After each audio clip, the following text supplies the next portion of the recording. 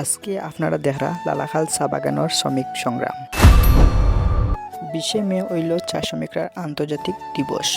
এই দিনে চা শ্রমিকরার অবদান, অধিকার ও চা শিল্পের গুরুত্ব নিয়ে আলোচনা করা হয়। বাংলাদেশের বিভিন্ন দেশে এই সময় চা শ্রমিকদের জীবনমান, মজুরি ও সংগ্রামের বিষয় তুলে ধরা হয়। চায়ের কাপে উষ্ণতার পেছনে থাকে হাজারো শ্রমিকদের সংগ্রাম আর ঘাম জড়ানো শ্রম। বৃষ্টি দেখ বা রোদ দেখ, চা শ্রমিকরা পথ থামে না, কারণ শ্রমিকদের সংগ্রামে জীবনের আরেক নাম। চা শুধু পানীয় নয়, হাজারো শ্রমিক পরিবারের জীবিকার প্রতিছবি।